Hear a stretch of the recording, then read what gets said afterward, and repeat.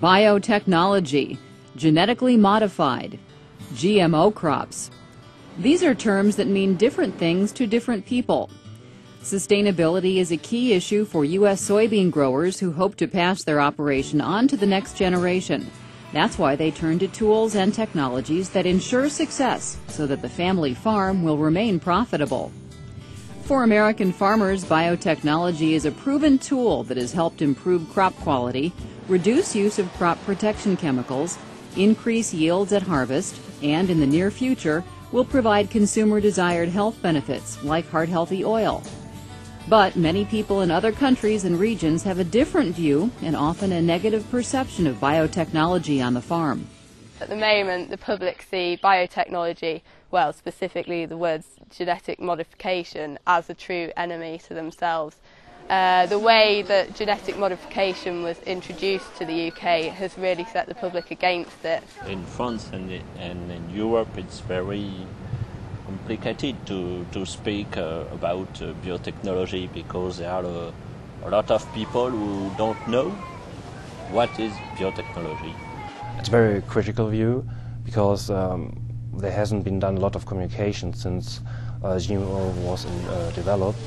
A significant challenge that's facing us still. We haven't really moved on in the last 12 years from the consumer perception of the technology. To help address the differing views and find common ground on biotechnology, U.S. soybean farmers, through the United Soybean Board, a farmer-run organization which collectively levies a portion of end-of-season profits to fund soybean research and promotion, invited 8 young farmers and farm group leaders from the European Union to the United States to give them first-hand experience seeing biotech crops.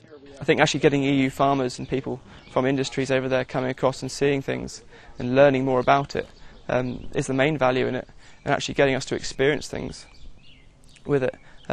For me, like, you read about GM and you can learn as much as you can on paper, but you can never learn enough through that way as you can through experiencing it and seeing it for yourself. It was quite impressive to see how it all works, because when we are in Germany we don't have much experience with GMO cropping, so it's just theoretical knowledge we have. So we come over here, we see it.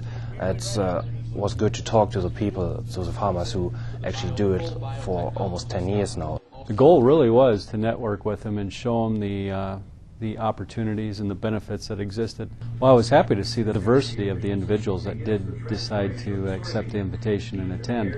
We had individuals here from France, from Germany, Poland, and the UK. Today, biotechnology is widely used in the production of U.S. corn and soybeans, and nearly 1/2 of the crop U.S. soybean farmers harvest each fall is shipped to export customers around the world. That's one reason why U.S. soybean farmer leaders make it a priority to open a dialogue and work with people in Europe to build understanding of proven biotech varieties of U.S. soybeans. I'd like to ask both of you, what do you see as the biggest challenges to biotech acceptance in your country? I suppose one of the big challenges is the consumer perception. We still are fighting what you'd say is probably quite strong negative opinions on GM. And it's centred around fears about their safety, fears for the safety of the environment. They're not very knowledgeable on it. It's like an emotional attachment, isn't it? Like, I mean, that is the main barrier you've got to break down as a consumer. I mean, you've got the economic that the farmers can see and all the different positives to it, and there's literally no negative that you can see. But you've got to make sure, you've got to break down this emotional barrier to actually get your foothold in Europe, and I think that's going to be absolutely key. During a fast-paced trip through the American Midwest, the European team had the chance to ask questions, share concerns, and get an up-close look at biotech soybean farms and facilities in Minnesota, North Dakota, Missouri, and Michigan. I believe they really got the opportunity to see how those traits work in different areas and how producers use practices and use that technology to benefit their operation. That was a very, very valuable experience, and Peter believes that by seeing the new technology and biotech, he thinks that would save a lot of money to Polish farmers, and it would definitely improve quality and definitely lower the cost cost of production. Not one farmer has come forward and said that they were not impressed with the technology and that it hadn't made their life easier. So it was really useful to have that kind of information, and it really stood out that in whatever situation you're in, it can really help your farm management and help your profits as well. The group wrapped up its visit by taking part in a roundtable discussion with soybean checkoff farmer leaders.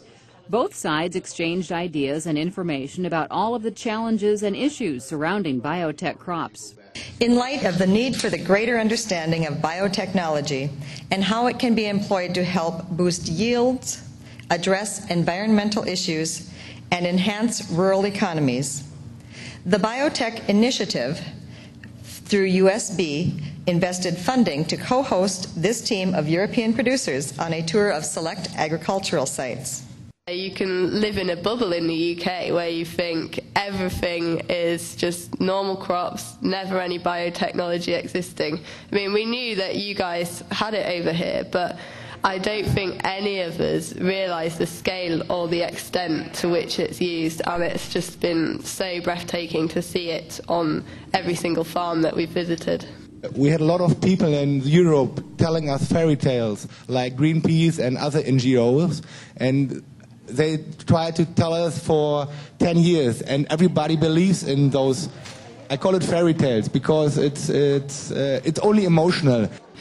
Unfortunately, the introduction was not accompanied with explanation, and that's when the NGOs stepped in with their fairy tales, as Christian has described, and they really sat very close to the public, what the public's fears were. They played on them very well, and they used those fears in incredible ways.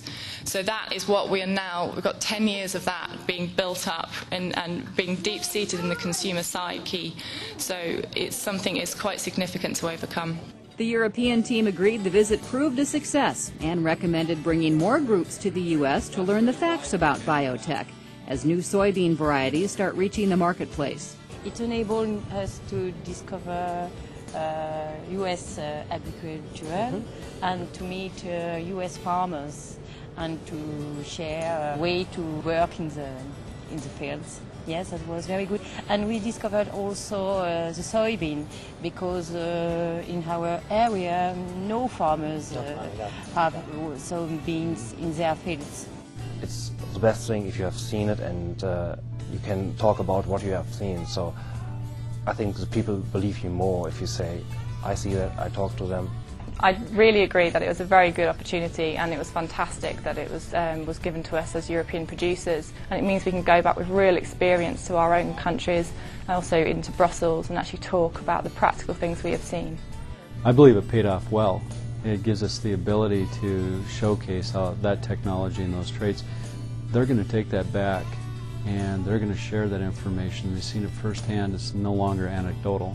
The knowledge gained on this and future trips help in sharing information based on sound science and open the possibility of worldwide acceptance of biotech-based crops that help protect the environment while increasing food production and providing healthier food choices for consumers.